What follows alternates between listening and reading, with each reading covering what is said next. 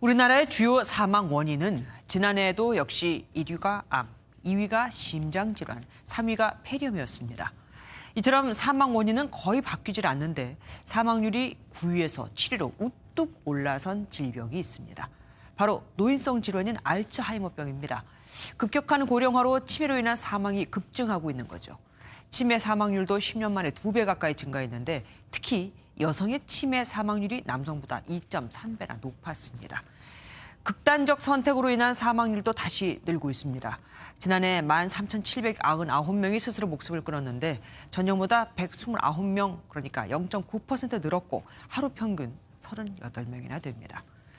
연령별로 보면 10대에서 30대까지는 사망 원인 1위가 극단적 선택인데 특히 20대는 절반에 육박했습니다.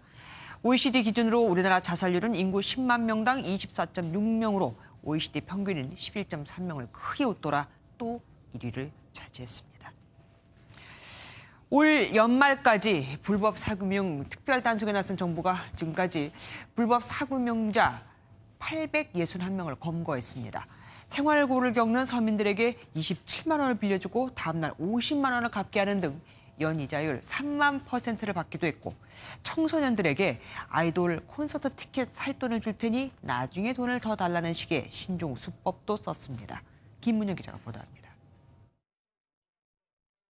고향 선후배로 구성된 한 불법 대부업체의 사무실 안. 차용 증서가 방 안에 가득합니다. 통장이 명의로 2개 맞죠? 이들은 무직자 대출, 신용불량자 대출 등을 내세워 급전이 필요한 사람들을 끌어모아 고리 사채업을 했습니다.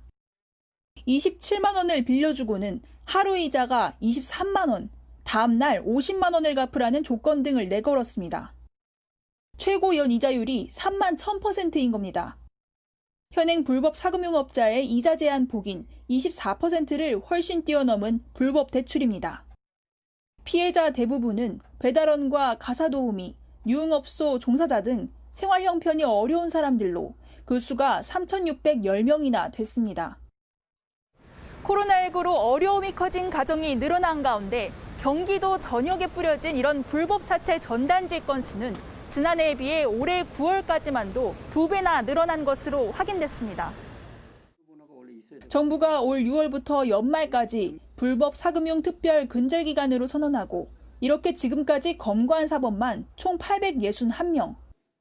특히 청소년을 노리고 아이돌 콘서트 티켓을 살 돈 10만 원을 미리 내주고는 만 원 이상의 수고비를 요구하는 대리 입금이라는 신종수법까지 최근 기승입니다.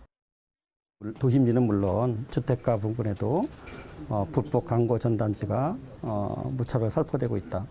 등록 대부업체를 이용하셔야지만이 법정 최고 기준인 24% 이내의 이자율을 감당할 수 있고 피해를 입으신 분들은 제보해 주시면 저희가 구제해 드릴 수 있습니다.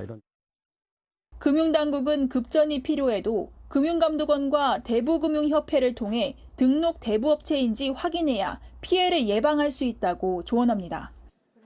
MBN 뉴스 김문영입니다.